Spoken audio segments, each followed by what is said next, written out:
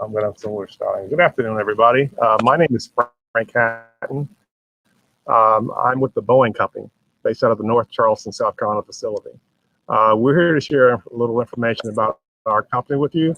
Also, information about our aerospace industry and our advanced manufacturing industry. It's going to start out with a little presentation, and then we're going to have two of our featured teammates to talk about their careers.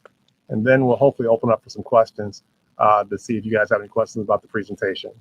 And if we have time, I'm going to do a little STEM activity. I'm going to show you guys how to build a paper airplane that's based on basic geometry and basic math. Now, with that, I'll do a quick introduction of myself. My name is Frank Hatton. I'm the overall program manager or an education relations specialist at the Boeing, South Carolina facility. My primary mission is to engage the K through 12 community across the state of South Carolina and special targeted groups to introduce Boeing and our aerospace industry to youth across the community. The hope is that by introducing Boeing at that level and introducing our industry, more youth will be interested in going to those career fields, not just career fields at Boeing, but career fields in the aerospace and advanced manufacturing industry, and studying this thing called STEM, science, technology, engineering, math. A little bit about my background before we get into Boeing. I'm originally from Tuskegee, Alabama, so I'm not from South Carolina. That's my hometown. My wife of 31 years is from Chester, South Carolina. I have two sons, and I have a few college degrees. My degrees are all in business. So by profession, I'm a certified project manager with about 40 plus years of corporate experience. I worked previously for IBM before I joined the Boeing team. I'll have 15 years with Boeing in November of this year. So all of my time with Boeing has been in the North Charleston facility. What you see on the screen are a few pictures of me and the family. The picture in the middle, that's what I looked like pre-COVID. Of course, now we're working from home a lot, so I'm a little bit more relaxed and laid back. And with that, I'm going to start our little presentation on the Boeing company. Now, the Boeing company was founded by Mr. William Edward Boeing. That's a picture of him right there on the screen right there. In 1916 in Washington State. Boeing is by far the largest aerospace company in the world when you look at all our different components. That would be the commercial airlines division, which we're a part of in South Carolina. That's our primary work statement. Defense, Space, and Securities division, and our services division. We came to South Carolina in approximately 2009. Our facility, as I said, is located in North Charleston, and we presently have approximately 50,000 employees, or teammates, as we like to call them. Worldwide, we have approximately 140,000 teammates across the world in multiple countries. We presently have customers from over 150 countries around the world. And as I mentioned before, the different components that we produce in the commercial airlines division, which we're part of in South Carolina. One thing you'll notice about the planes, the commercial airplanes that Boeing builds, they all start off with the number 7. That's just one of the ways Boeing designates its planes from a numbering system standpoint. The Global Services Division, that's the division where once you buy some of our products, Boeing can support your products with a service agreement. Similar like if you bought a car and you bought a service agreement with a car, the car dealerships can support your products once they sell those to you. And then there's the defense industry. If you're familiar with Joint Base Charleston, they have an airplane there called the C-17. That's actually a Boeing airplane. But Boeing also builds quite a few other different planes and rockets and drones and missiles and satellites. They work with NASA, all on that defense and space side. And then there's the corporate capital side, where we assist organizations with their financing of purchasing some of our products and our structures. So altogether, that's the Boeing footprint. And when you have a footprint like that, you can imagine the different types of college degrees or different types of career opportunities you have in a company like Boeing. So it's not just a lot of engineers and mechanics who actually build our planes. There's a huge spectrum of employees that work for Boeing. So you can actually be a doctor and work for Boeing, or a communications expert, a web designer. You could be a chef or an accountant. You can even be a fireman. So we have all those kind of jobs at our company. This is specifically what we have at our North Charleston facilities. The 787 operations area, that's the area where we actually build our airplane. I'm going to talk about that in a little bit more detail in a second. But on top of that, we have quite a few other components that we've brought to South Carolina over the past 10 years. An engineering design center where we're doing design work for Boeing all over the world in all different disciplines that's being done right here in South Carolina. We have a research center where we have scientists who do cutting edge research to improve our industry and improve our future products. And an information technology center that does IT work from virtual reality, web design, AI, cybersecurity, all being done right here in our South Carolina complex. So that's just a few of the additional things we have right here in South Carolina that you can be a part of. Now let's talk specifically about the airplane that we build at our North Charleston facility. The name of the airplane is the Boeing 787 Dreamliner. It comes in 3 variations: a 787-8, which is an entry-level model, a 787-9, which is a mid-range model, and a 787-10, which is the largest of the 3 models. Presently, Boeing, South Carolina is the only location in the world that builds this plane for Boeing. One of the very unique things about this plane, when the plane was designed, we decided to use some cutting-edge technology and engineering on the plane, and we designed the plane to be built out of a material called carbon composite. Now, carbon composite or carbon fiber is a very high-tech petroleum-based material that's like plastic, but it's very lightweight and extremely strong. Our plane's made about 40 to 50% of our plane is made out of that material. Now, when you have that much of the plane being made of material, the plane's going to be considerably lighter than a traditional plane in this class, which allows our plane to fly quite a longer distance when it comes to the average plane in this class from a tank of gas standpoint. It also allows our engineering team to do some very special things from a design feature on our planes that you wouldn't be able to do with a metal plane because of the stressors associated with the planes. Specifically, if you look at the wings on our plane, you notice that the wings on the plane aren't straight out to the sides. They're actually curved to the back, and the tips of the plane's wings are curved up. That's a design feature that our engineers developed that helps reduce the drag on the plane. If you reduce the drag on the plane, in theory, it should be able to fly smoother and fly far on that tank of gas. And there are other enhancements that we've done with the plane to make it a very smooth plane, very safe plane, and very technologically advanced plane. From a size standpoint, we put the school bus there just to give you guys an idea of the size of our airplane. The smallest of the 3 models, the 77-8, is equivalent to about 4 school buses. The 77-9 is around the size of 4.5 school buses, and the 77-10 will be about the size of 5 school buses. And we build the entire plane from scratch right here at our South Carolina facility. So basically, once all the materials are brought into South Carolina, we assemble, test, and deliver the entire plane once we get all the parts here, right here in South Carolina. We actually pick them up and then fly them home. So we're very proud of that product. From a standpoint of how we actually build a plane, it's built in about a 4-phase process and 4 major components. The aft body part of the plane is the tail end of the airplane with the vertical fins. If you're looking at an airplane from the side, there's a vertical fin that goes straight up in the back. That part of it is assembled in a building called the aft body building. If you go inside that building, you'll see these big giant robot arms spooling carbon fiber around these giant barrels. So we have a lot of components there that are robotics and mechatronics. Great career field if somebody's interested in going to that place. So that's one part of the plane. The mid-body part of the plane is the middle section. So if you look at a plane and see all the windows in the middle, that's the mid-body part.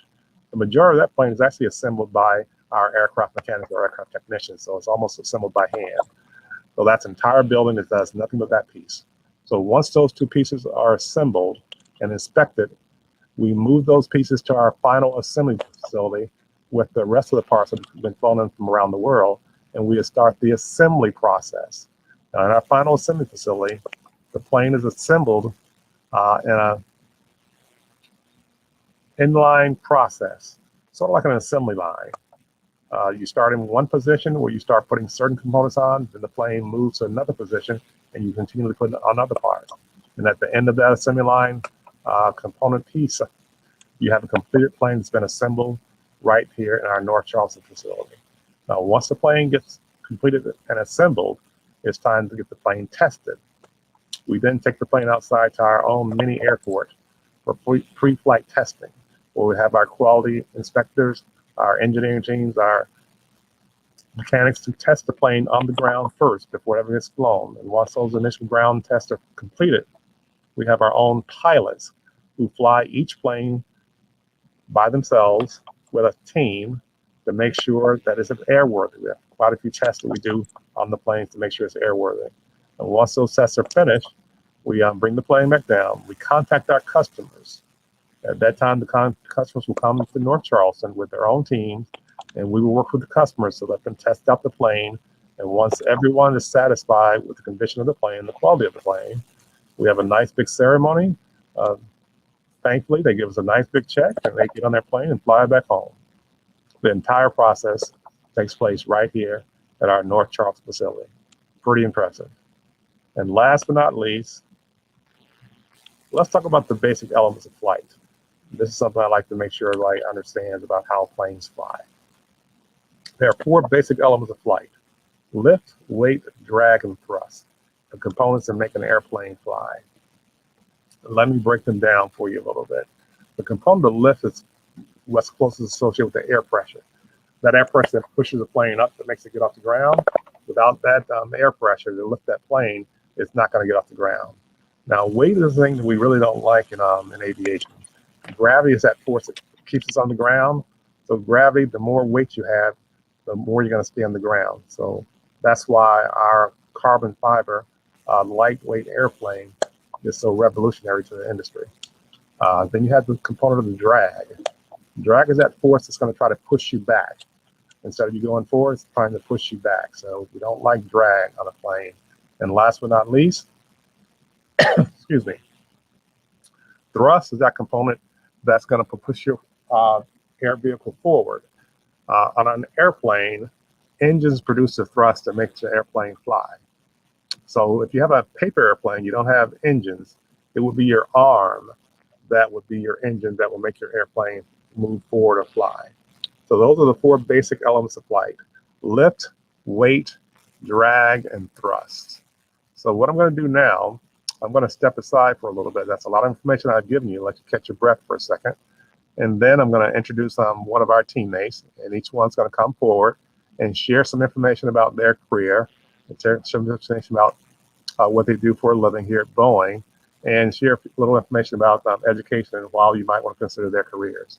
And once we finish that, we're going to open up the floor for questions and see if you guys have any questions about anything we've shared.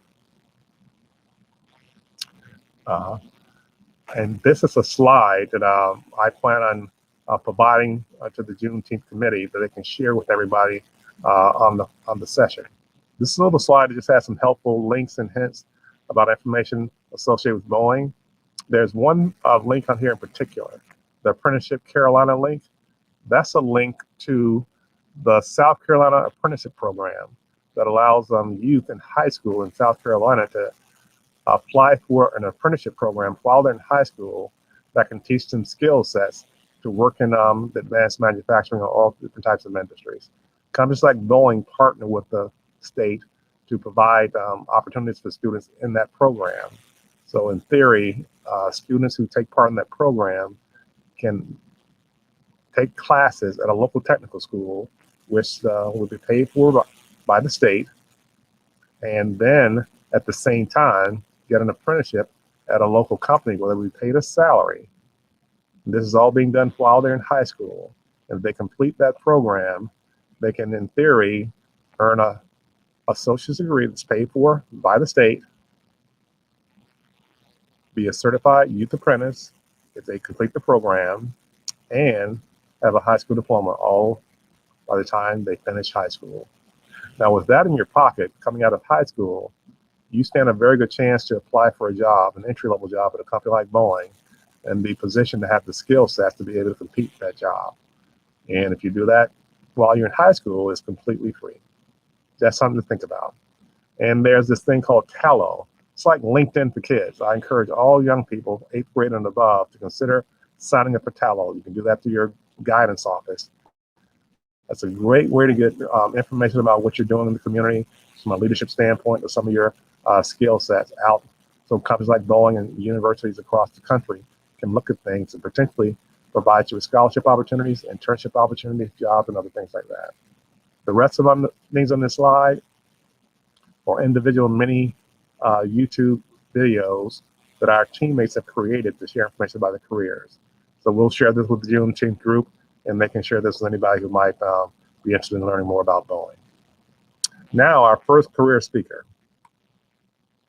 Mr. Timothy Mason. Mr. Timothy, you have the floor, sir. Hey, thank you, Frank.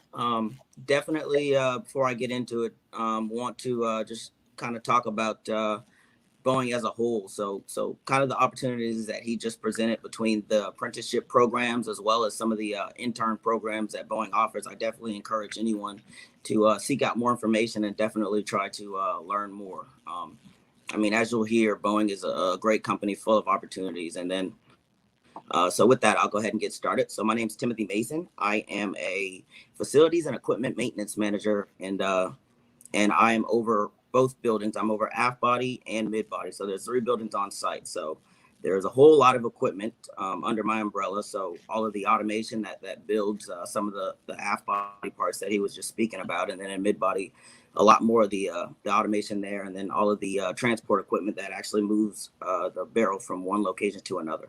So I remember being in high school and hearing that Boeing was coming to South Carolina and saying, hey, that is definitely a great opportunity and something that I just can't wait to try my hand at and see if I can get in the door. Luckily, that did happen, obviously, with me being here speaking today. So back in 2010, 2012 is actually when I started at Boeing. I was started in as a contractor and then worked through another subcontractor, finally getting my foot in the door in the tooling organization. So I started in the tooling organization, the part of it that actually moved the airplane from one place to another. So our customers were final assembly, mid body, and aft body. Some of the buildings that he was just speaking about. And so with that, I kind of worked my way into production management, which definitely was something new to me. But this just goes to show you the amount that Boeing invests inside of their teammates, just to make sure that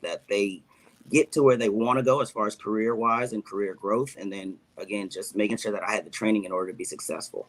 So I did that for 3 years in production management. I was over systems and installation. I was over structures, and just something big that came out of that for me, again, was just learning the ability to mentor teammates and then develop teammates into creating a very cohesive and well-functioning team. So I did that. My career goals in 3 years, I tried to progress to a higher position or progress to a different organization to continue to develop myself. So I hit my 3-year mark in production management back in December. And then from there, I went into facilities, which is, again, it's facilities is we have building and infrastructure, we have supply chain, and then we have equipment maintenance. So for me, it's equipment maintenance. That's where I am now. So I've been doing this role for about 6 months now. 3 months is when I took over another building. So the role has definitely grown, definitely still challenging, which is great. And so if you go through the pictures, I am a father of 3 girls. Been definitely challenging. I'd say that's a little more challenging than the work that I do at work every day, but definitely wouldn't trade it for anything. The picture of me and my wife there, she also works at Boeing. She's in the tooling organization where I started and doing really well there. Again, and just going through all the pictures. My 10-year-old, I have a 10-year-old. That's the one on the left. I have a 4-year-old. That's the one in the middle. And then I have an 8-year-old. That's the one on the right. And again, just what diversity and inclusion means to me is just taking a group of diverse individuals and figuring out how to motivate them in order to work together to reach a common goal. So, you know, between shift preferences and people developing and getting new jobs, you always have a very diverse group of individuals with different talents, and just finding out how to leverage those talents and make them effective is just something that drives me. And then again, just motivating people to continue to chase their dreams and reach their goals. And I'll go back and I'll double down and say that Boeing has been excellent in terms of making sure that those voices are heard as far as what people want to do to continue to develop their career, and they're great at getting people the help they need to get in those positions. So with that, I will pass it over to Eric Harris, who is also another teammate. So thank you for that, Frank. Well, Timothy, before we get to Eric, would you mind sharing with the audience, from a management standpoint, what do you look for in teammates when it comes to hiring teammates on your Boeing team? So, a common misconception that a lot of people have is that they're hesitant to apply for positions because they don't have the experience needed, or they may have never worked in the field. Being that South Carolina is fairly new as far as aviation, I think that people should continue to challenge themselves. And just because you don't have the experience doesn't mean that you won't be a good candidate. So how we do our interviews are around attitudes. So whenever we go through the interview process and we do our structured interviews, a lot of the questions and how you answer them, we try to take positive attitudes and basically the ability to challenge yourself and challenge others whenever you answer those questions. So another thing that I do throughout the job, I have several people that I meet with weekly, is I do interview coaching, and then I do resume coaching. So in the interviews, the main thing when I talk to people and what I look for whenever I do interviews is just making sure that those people are confident. Because whenever you're going to an interview, your mind is a lot more powerful than you think. So having that confidence to be able to know that you are qualified for this position, and that there is no one else who's better for the position. If you tell yourself that in your mind, you'll believe that, and it'll be seen between your physical abilities and whatever you say in the interview. Having that confidence makes a difference, period. And then again, just having the right attitude. So not knowing is not necessarily a bad thing, but just having or wanting to learn. Wanting to get in there and wanting to be effective, and then again challenging your teammates to be as effective as you're trying to be. So I'll say again, when I look at interviews, I definitely look for people who have the right attitude and want to be a part of a team. Excellent. Thank you very much, sir. No problem. Now our second teammate, Mr. Eric Harris. You have the floor, sir. Okay. Hello, everybody. My name is Eric Harris. Currently, I'm a manufacturing manager in the final assembly building here in Boeing, South Carolina. I have just over 10 years with the company, mostly all manufacturing. So I started in Everett, Washington, doing intake modifications. From there, transitioned out here to South Carolina, where I started working here in final. Most of it has all been just the 48 section. I started doing heavy repairs. So I kind of started my way up as a mechanic, worked my way up to lead, and then about 4 or 5 years ago, we had a program where you could have like a multi-role. It's called MFPP, where you're basically a dual role. You're a manufacturing technician as well as a quality technician. So I did 2 years of having a dual role where I would do inspections and also do my normal job as a mechanic.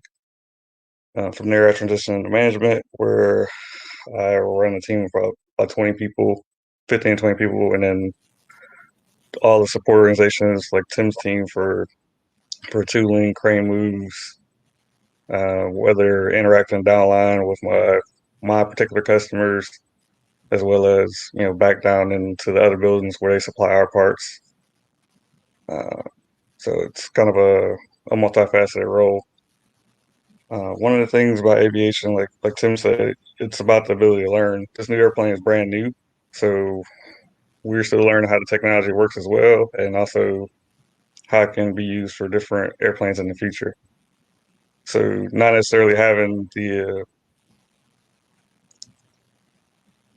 if you don't think you have the experience, you should still apply, because if you get the opportunity to learn, or the different classes and training you can get up to the level, and also a new set of eyes isn't necessarily a bad thing. A lot of times we'll have people come from different airplane groups, whether it be like our NASA team or, they come out from, say we're on 737 transition out here, we'll be doing a job for 2-3 years. They come with different lens, different set of eyes. They see improvements that we necessarily wouldn't see just because we're so used to doing it the way we generally do it. One of the cool things about Boeing, it's a worldwide company.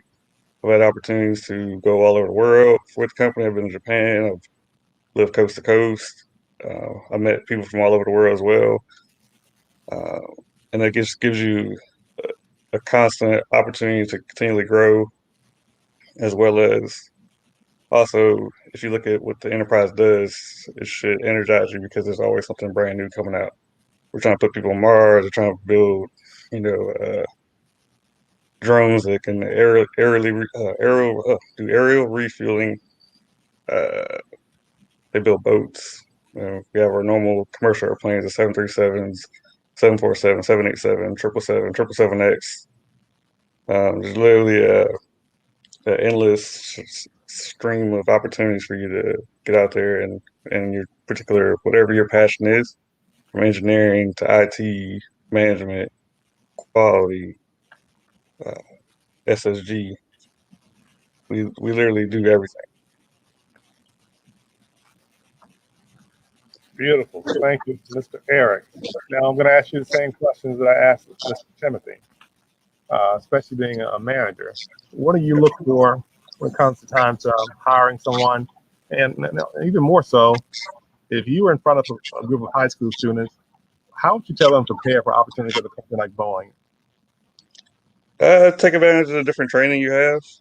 One cool thing with Boeing, like I said before, there's classes literally you can sign up for, whether it be Dale Carnegie or like one thing I'm doing right now, Toastmasters, to help improve my public speaking.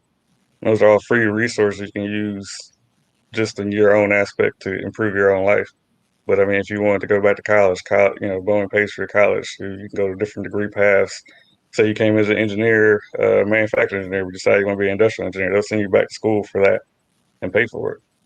And they also offer rotation programs to get that to that project. Like at South Carolina, we have a thing called Edge Team. So about every 6 months to a year, they come out with different projects where we're going to improve things, and you sign up for it. You can go work and learn the area, whether you're in manufacturing. You could be manufacturing, you could be engineering. Some other support roles can actually apply into. They'll put you on an airplane, and like I said, you get that different set of lens eyes. This guy's been working over on 37 inlets. He comes over here working on the 787. There might be a process that we didn't know about personally for drilling holes or a different way to lay out a part or protect the part, and it'll save us millions of dollars. In terms of hiring, I look for a can-do attitude. It's a tough industry, it's a lot of tough days, but you got to come with a mindset that we're going for something better, and we're gonna figure out a way to get there. I've worked with people, all the way from brand new to 20, 30-year guys, and that's the one resounding thing. If we come in with attitude, we can get it. We'll figure it out. I mean, this last year has been a testament, but we're still going. We're still moving. We're still putting stuff out. Excellent. Thank you very much. Great job. Now that, and I think we might have had one other team, I don't think you made the call. I'm going to come out my share screen and see if we have any questions here. Here. Anyone, it states only the host can bring us from backstage. Is our host back on the call from the Juneteenth festival?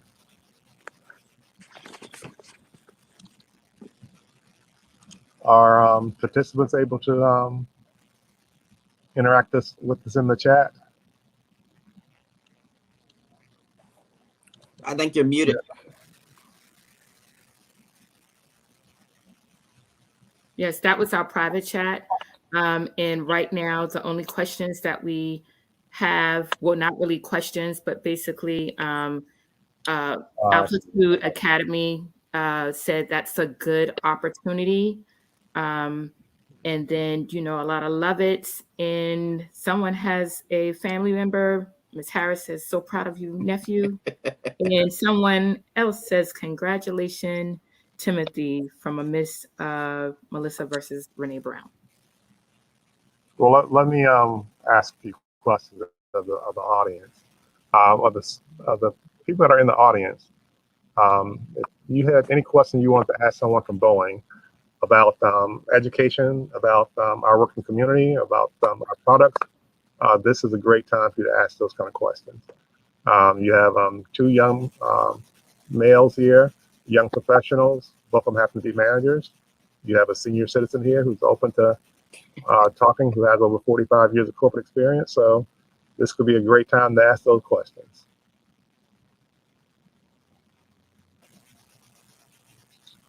What if I gave you a prize for asking a question? Would that help?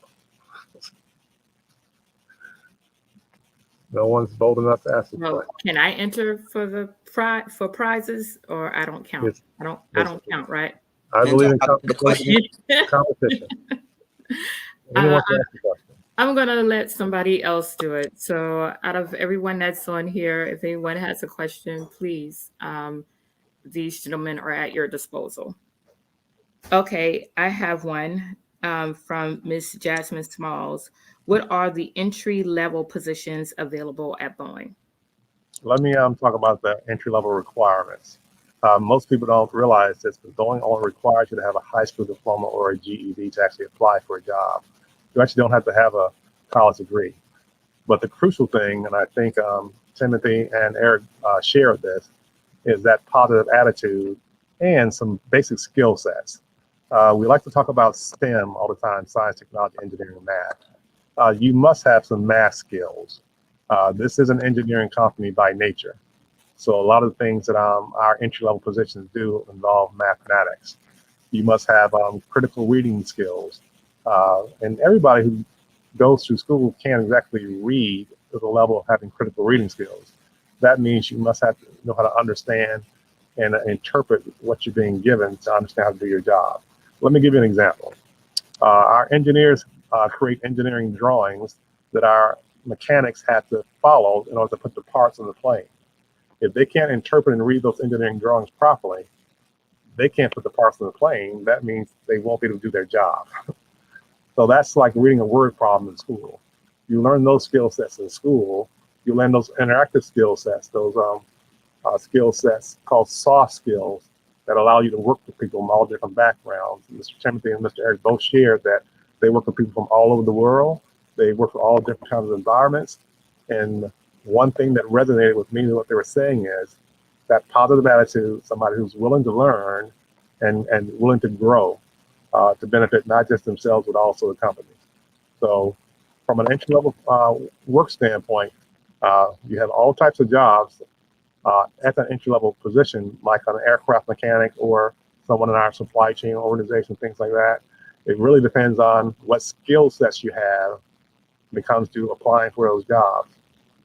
So the one slide that I showed that listed those links, you can actually go to one of those links and it will describe the different types of jobs that Boeing has on our careers page. And use that to go to your guidance counselor and say, I'm interested in this job right here. It has these qualifications. How do I make sure I take the right classes while I'm in high school to get the skills to be competitive enough to compete for a job like that? And you can start that as early as the 8th grade. So don't wait until you're in the 12th grade to start down this path. Start as early as possible to start learning those skill sets to make yourself competitive.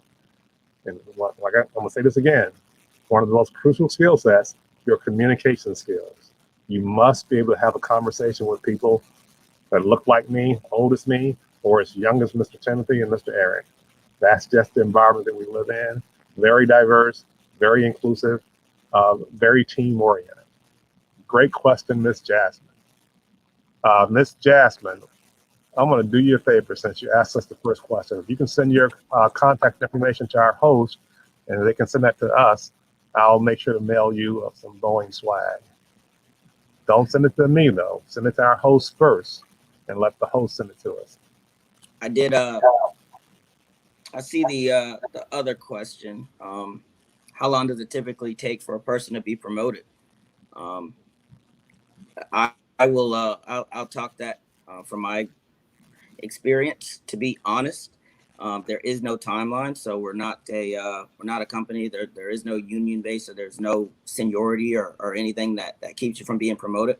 I'll say that when I went permanent, I was a lead within 3 months, and that was just by demonstrating the ability to do the requirements and being the best person in the area at the time.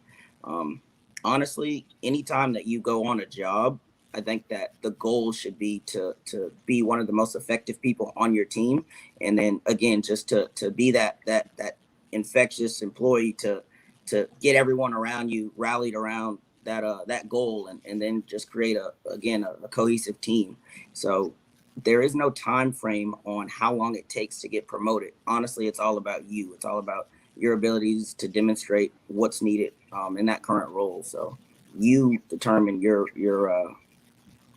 career growth and how fast that happens. Definitely, I'll add on a little bit to that. So, like recently, I was in a training seminar with one of the people I used to work with. Uniquely, now she's an executive, and I think she did it in about like 12 years. Um, Relatively, I mean, it's because the company's so big, you can bounce between different sites. I mean, if you're not seeing the opportunities you particularly want for your area, I mean, currently right now, there's probably about 10 to 15 sites actively hiring for new projects, all different throughout the business units, whether it be global services, space side, commercial side. So with Boeing, it's pretty much up to you, however fast you, at whatever pace you want to take it. There's different career advancement programs. I know for the engineers, like the early career rotation program, they come as interns. They come out once they come out, they get to rotate between different sites to learn different disciplines and figure out what particular field they want to be in or what particular site they want to be in too. So it's pretty much endless.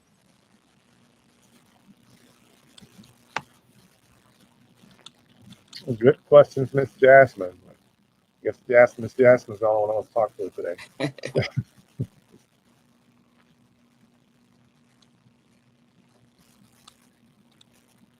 I'm curious about Altitude Academy's SC. Where are you located?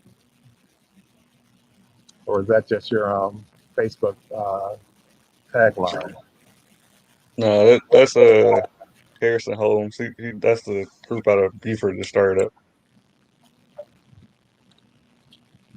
Trying to give him a plug. No problem. Put your Thank you. information out there. Well, kind of quiet. We are located in Beaufort, South Carolina. Yes. Thank you.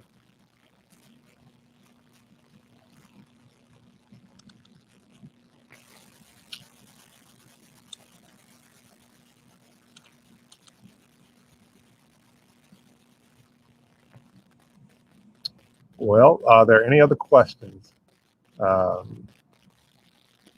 comments about anything?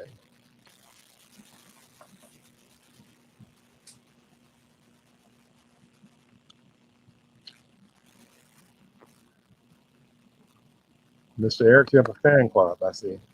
I know, right? So this is what I'll do for the participants who did dial in today. If you can email your information or contact the host of the session, and she can pass your information on to us, I'll make sure to give you guys some information off that slide. And the first 5 people who are transitioned to us, that includes Miss Jasmine. She's the first one, so she's automatically part of that 5. I'll make sure to send you guys a Boeing gift. Make sure, Miss Jasmine, it comes through our host. That way we can contact you guys that way. Last one, I promise, if you are hired through a temp, does the same strategy apply? Tim, that might be one you can respond to because you were hired as a contract employee. Both you guys are managers. I don't know enough about how we do temporary and contract employees when it comes to opportunities. I Yeah, know you have to be a full-time blue badge before you start getting promoted and things like that. So they would have to come from temp or contract to full-time before they can take advantage of some of the things you guys said. But is that so basically to correct? that, yeah. So ironically, again, it just depends on the situation. So everything's about timing. So when my wife, I remember she came on as a contractor, and again, just one of those people to come in and be on task and come to work every day and just show the dedication to learning and growing. And there was no one else who was really as strong as a contractor as her, and she ended up becoming a lead as a contractor. Of course, it's not ideal because being a contractor, you don't get the incentives as far as the extra lead pay additive. But just in terms of career growth and people seeing, okay, wow, this person's a contractor and they're going above and beyond and they're not even getting paid for it. It definitely opened some eyes to people or higher ups that would again continue to dictate on when you would go permanent, right? Like if I see a contractor who's stepping up without being asked versus a contractor who kind of comes in and just does the basics, when that opportunity comes up to hire someone permanent, who do you think I'd go for? I'd definitely go for the person who is doing the job that they're not even being asked to do. So again, when you're in here, yeah, there's some things that you can't do because you're a contractor, in terms of you know, kind of some of the pay additives that I just talked about. But at the end of the day, it's important to come in here and make sure mentally you say, hey, I'm on site at Boeing. I'm a Boeing employee, and you know, again, like I said, the mind is very powerful. So if you come in there and you have that positive mindset that you are somebody that, or you're no different than any of the other employees around you, then again, it'll show in your physical abilities and it'll show in everything you do, and it'll get you picked up probably a lot higher than everyone around you. Excellent. Thank you for sharing that. Any feedback on that, Mr. Eric? Yeah, it's pretty much the same in manufacturing. We do use contract employees, and also based off of that, when we drop the permanent recs, it also does help to factor in. You know, if you're obviously going above, you know, your skill sets. In my area, particularly, we do a lot of systems and structures, but it's based on like multiple different disciplines. You need to know how to seal, you need to know how to drill up holes, do faster installs, and then we do a little bit of functional flight control installations and tests. So being able to grasp knowledge, being able to, you know, take the extra effort when, you know, so a guy's out to go fill that bar line or go learn, you know, goes miles for everything we got to do, especially with the rate that we have to keep up with. Excellent. Thank you very much. Another one of your fans, Mr. Eric. It's a mom. Mom's on the chat. Not to worry. This has worked out well. I see we're getting right at the 250 mark. I want to make sure to give you guys an opportunity to share a few words with the students. I always ask for a word of inspiration from our teammates before we get close to the close. And since we only have a few people asking questions, I want you to think about this for a second before you answer. Let me make a statement too. This is something that I always share with students, and I do this multiple times a week with students from all over the state of South Carolina. One thing that I've found out about this generation is you're very smart young people. So your intellectual capacity has never been in question. What I've had some challenges with, and other people share with me also, is that attitude component, that willingness to go that extra mile to set yourself apart component. And that's something I've heard resonate from Mr. Timothy and Mr. Eric about how they got their foot in the door and how they achieved at a company like Boeing. If you really want this, you're going to just have to put in some work. The opportunity is definitely here, especially in the South Carolina corridor. You have companies like Boeing, Volvo, Mercedes, Caterpillar, Google, Amazon. You have the Port Authority. You have all these huge international advanced manufacturing companies that are desperate for a future workforce, that really want to hire local, but you have to have the proper skill sets and the proper attitude to really come and be successful at a company like this. We would love to hire as many local people as we can, but you just have to be prepared to compete. Just like Mr. Timothy said of him and his wife, they came in as contract employees and they were willing to compete to make themselves stand out. Now they have opportunities that help them change their lives.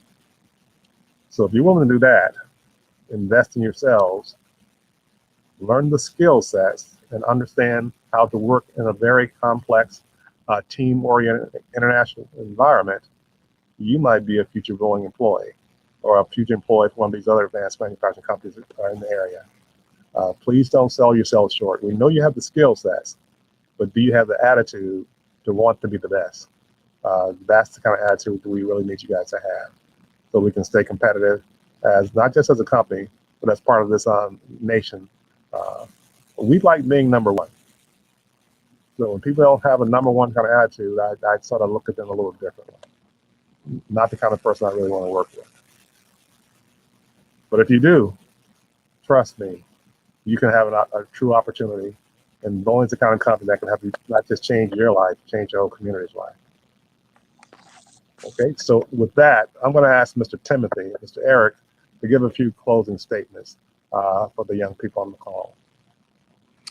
So I'll say this. I'll say one of the things coming in Boeing that has always worked for me is getting into a position and asking what our expectations are.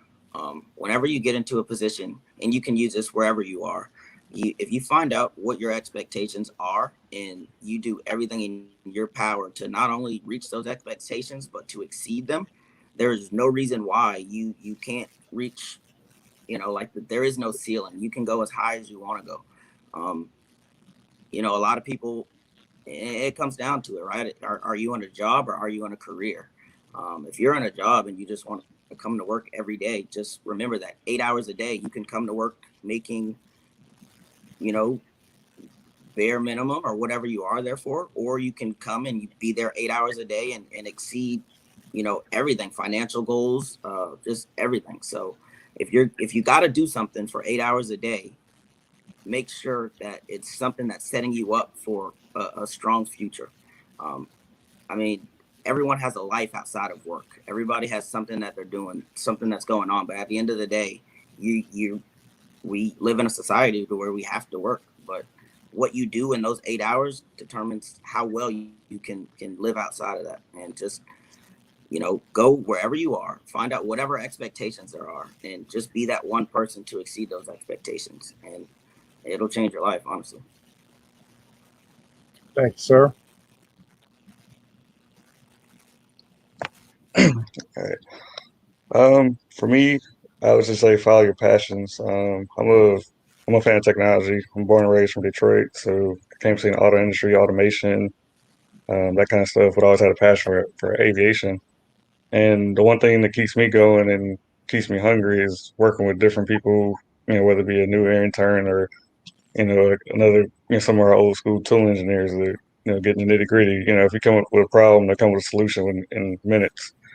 I love just seeing the challenges we face every day and us getting through them. And it's nothing like seeing that, especially when you get like a newer teammate in there and they get in there and they finally, because they come with big eyes and trying to figure everything out. And you give them about 6 months to a year, and now they're making these improvements. Now they're coming through with these designs. One of the cool things I love seeing not a lot of newer engineers come through the innovation cell, because they come up with ideas that like we just wouldn't have thought of. Like we're doing stuff with 3D printing, saving tons of time, saving tons of risk of defects, just because we got different ideas and different backgrounds coming in and putting their input in. So I just stay hungry, stay excited about what you do. If you feel yourself getting bored, it's time to move on to something next. Move on to the next challenge. Always continually push yourself, continue to challenge yourself to be the best you can. Beautiful. Thank you, gentlemen. And thank you guys for giving up your Saturday afternoon to help out with this engagement. What you're doing is helping to hopefully inspire one or two of these students around this call, or one or two of the parents, to get better engaged. I'm going to challenge the people that took the time to be a part of this to reach out to the Juneteenth committee and connect with us. What a lot of people don't know about Boeing, we want to do more things in the community at the grassroots level. If you're working with youth in the community, anywhere in the state of South Carolina, be it in schools, community centers, clubs, or anything like that, reach out to us and let us help you out. We want to help to grow that next generation of South Carolinians that will one day come and help us run this Boeing South Carolina facility. And with that, I think we're good to go. Our host, thank you guys very much for this opportunity. On behalf of Boeing South Carolina, and thank Mr. Timothy and Mr. Eric for sharing their comments also. Any closing statements, ma'am?